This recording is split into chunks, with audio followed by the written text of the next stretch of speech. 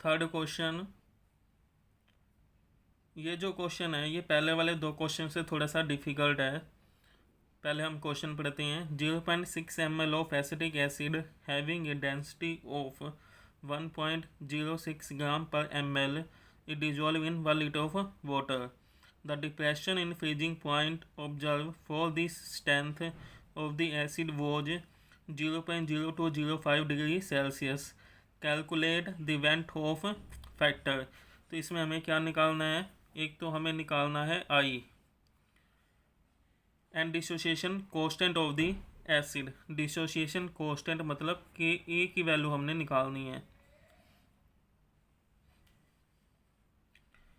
तो के ए की वैल्यू निकालने के लिए हमें पहले क्या निकालना होगा?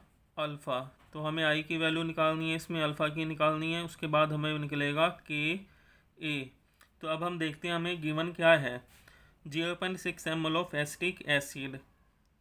एसिटिक एसिड यहाँ पर हमारे पास है सोल्यूट। कितना गिवन है? 0.6 ml। इसकी डेंसिटी है एसिटिक एसिड की 1.06 ग्राम पर ml। Dissolve in 1 litre of water. ये हमें क्या दिया हुआ है? Given mass of solvent 1 litre means 1 kilogram. The depression in freezing point delta T F value दी हुई है और के एफ की वैल्यू दी हुई है हमें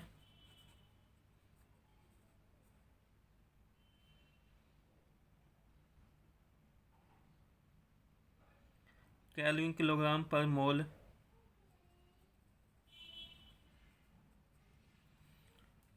अब हमने क्या निकालना है? आई। तो आई हमारे पास होता है molecular mass calculated upon molecular mass experimental. Calculated हमने किसके लिए निकालना है? एसिटिक एसिड के लिए। तो पहले हम कैलकुलेटेड निकाल लेते हैं।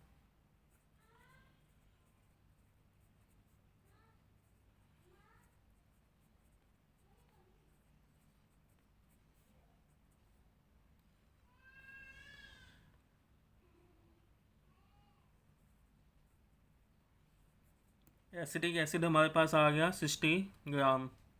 ये हमारे पास है कैलकुलेटेड। एक्सपेरिमेंटल मतलब न्यूमेरिकल को जब हम सोल्व करके निकालते हैं। तो डेल्टा टी एफ का फार्मूला लगेगा यहाँ पे।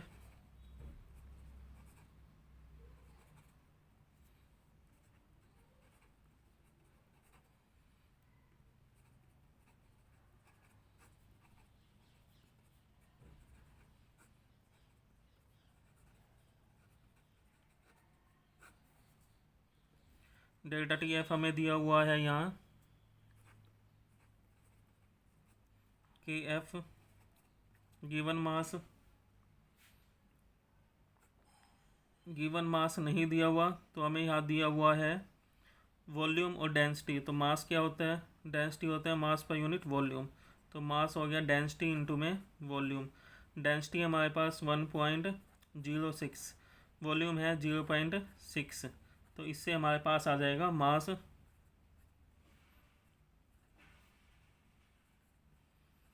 ये हमारे पास आ गया मास, गिवन मास। ये हमने यहाँ पुट कर दिया। मोलर मास हमको निकालना है। मास ऑफ सॉल्वेंट कितना दिया हुआ है? ग्राम में लेना होता है ये, तो ये हो जाएगा 1000 ग्राम। तो हमारे पास मोलिकुलर मास आ गया यहाँ से।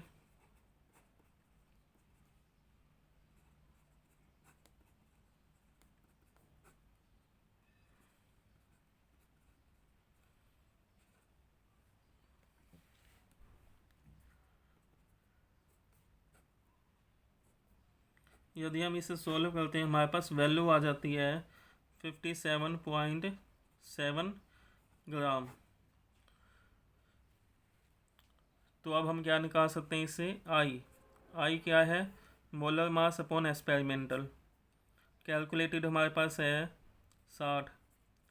एक्सपेरिमेंटल है 57.7। यदि हम इसे सोल्व करते हैं आई की वैल्यू हमारे पास आ जाती है 1.01। ये हमारे पास आ गई आई की वैल्यू। अब हमने निकालना है alpha for the acetic acid. Acetic acid हम लिखेंगे यहाँ, अल्फ़ा की वैल्यू निकालेंगे। पहले हम इनिशियल नंबर ऑफ मोल्स लेते हैं at time T equal to 0, इसकी 1 ये था 0 आफ्टर टाइम टी कितना हुआ आयनाइजेशन अल्फ़ा। तो आई यहाँ से हमारे पास आ गया टोटल अपॉन में थियोटिकल 1 एक्सपेरिमेंटल मोल्स अपॉन में थियोटिकल अल्फ़ा आ गया यहाँ से आई -1। आई की वैल्यू हमारे पास है तो अल्फ़ा आ गया हमारे पास 0.04। ये आ गया हमारे पास अल्फ़ा। लेकिन हमने इसमें निकालना क्या है, हमने निकालना है डिसोसिएशन कोस्टेंट के ए। तो हम के ए लिखेंगे फॉर द एसिटिक एसिड।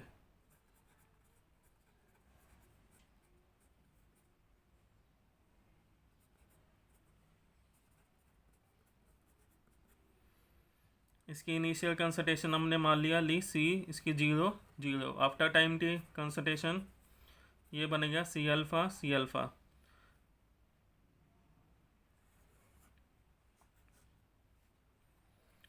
तो हम यहाँ से के निकालते हैं,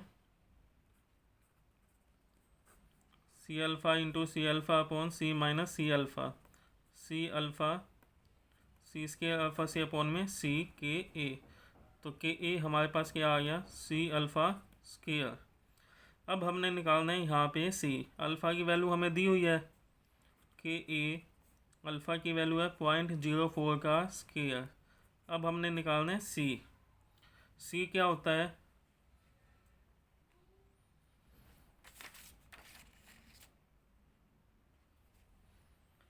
सी होता है नंबर ऑफ मोल्स पर unit volume of solute. Concentration of हम क्या निकालते हैं सोल्यूट।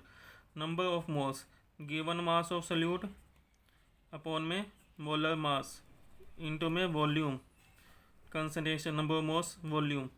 गिवन मास कितना है हमें दिया हुआ है जो हमने निकाला था 0.636। यहाँ हमने निकाला गिवन मास ऑफ सोल्यूट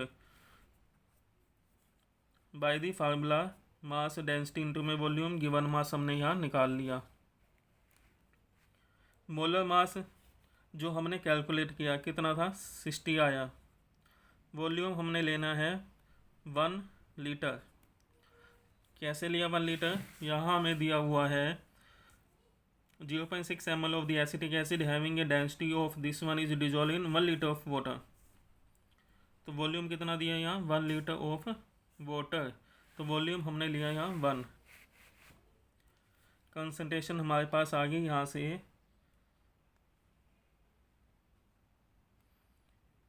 यदि हम इसे सॉल्व करते हैं हमारे पास आ जाएगा 0.0106। तो यदि हम ये वैल्यू यहाँ पुट कर देते हैं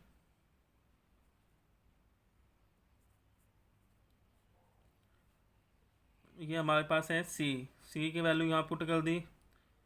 नंबर मोल्स पर यूनिट वॉल्यूम वैल्यू पुट कर दी, अल्फ़ा की वैल्यू पुट कर दी। इसे हमने सॉल्व कर दिया। हमारे पास क्या आ गया के ए की वैल्यू हमारे पास आ जाती है यहाँ पे 1.7 मल्टीप्लाई 10 टू दी पावर -5। तो ये हमारे पास आ जाएगा आंसर। इसमें हमने निकाला डिसोसिएशन कोस्टेंट। तो कोस्टेंट जैसे इक्विलिब्रियम चैप्टर में निकालते हैं वैसे ही हमने इसमें निकालना है। ये थोड़े डिफ़िकल्ट क्वेश्चन है, लेंथी क्वेश्चन है।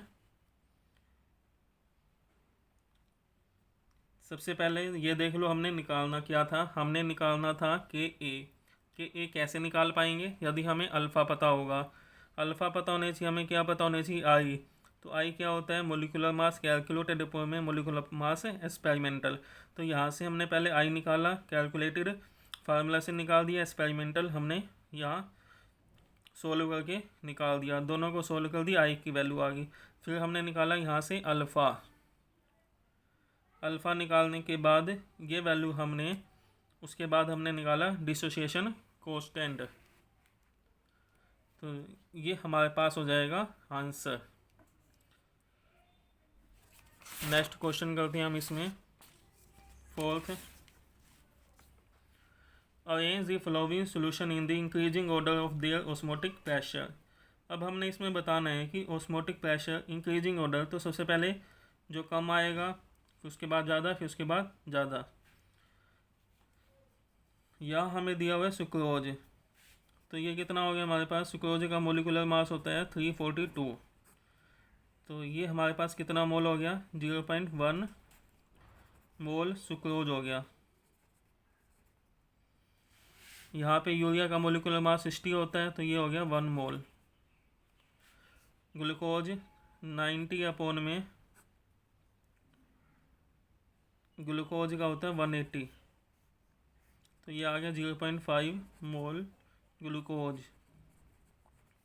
यहाँ पे यूरिया 1 मोल यूरिया। अब यहाँ दिया हुआ हमें 58.5 ग्राम लीटर ऑफ सोडियम क्लोराइड, तो ये आ गया given mass molar mass 1 molar NaCl solution. तो अब हम देखेंगे NaCl डिसोशिएट होके ये हमें कितने मोल देगा, 2 मोल। तो इसमें है 0.1, इसमें 0.5, इसमें 1, इसमें 2। अब हमारे पास है यहाँ पे सोल्यूट किस में ज़्यादा है, पहले था 0.1 मोल में सोल्यूट है कम अमाउंट में, तो पाई होता है CRT, pi directly proportion to the NVRT, number of moles के क्या है, डायरेक्टली प्रोपोर्शनल।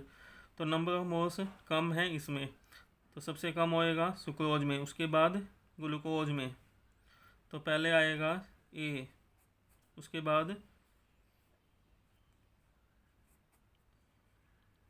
ग्लूकोज, उसके बाद हम लिखेंगे B, फिर हमारे पास है यहाँ D, तो ये हो जाएगा इंक्रीजिंग ऑर्डर।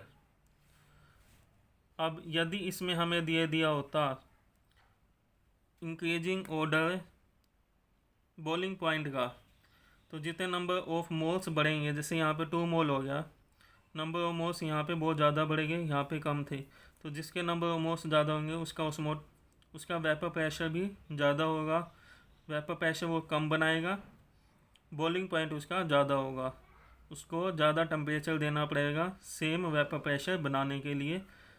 तो यदि बॉइलिंग पॉइंट आ जाए तो बॉइलिंग पॉइंट भी NaCl का सबसे ज़्यादा होगा। ऑस्मोटिक प्रेशर का यही है। फिर हमने लिखा यहाँ same order for the boiling point, freezing point, depression. Number of moles ज़्यादा हो गए तो वो जल्दी फ्रीज हो जाएगा, तो फ्रीजिंग पॉइंट, डिप्रेशन में भी सेम ऑर्डर फॉलो होएगा।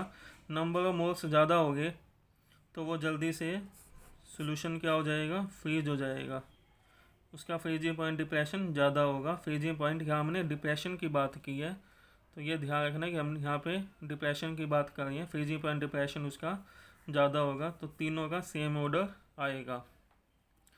नेक्स्ट है question do yourself. First है इसमें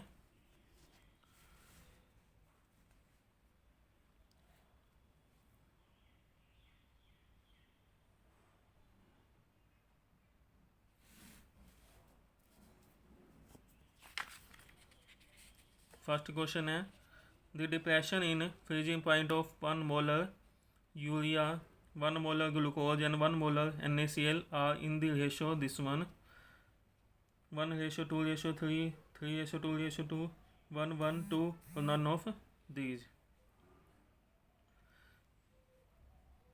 सेकंड क्वेश्चन हमारे पास यहाँ van't Hoff factor 4 1 molar ideal solution is, van't Hoff factor ideal solution के लिए कितना होता है? 0.1, 1 माइनस में 0.101, none of these. Third question है benzoic acid undergo dimerization in benzene solution. Van't factor I is related to the degree of dissociation X for the acid is। यहाँ पे degree of association हम ले रहे हैं X means alpha है, यहाँ पे अल्फ़ा को हमने क्या मानना है? X। उसके बाद सॉल्व करके बताना है which one is the correct answer for the association. Fourth question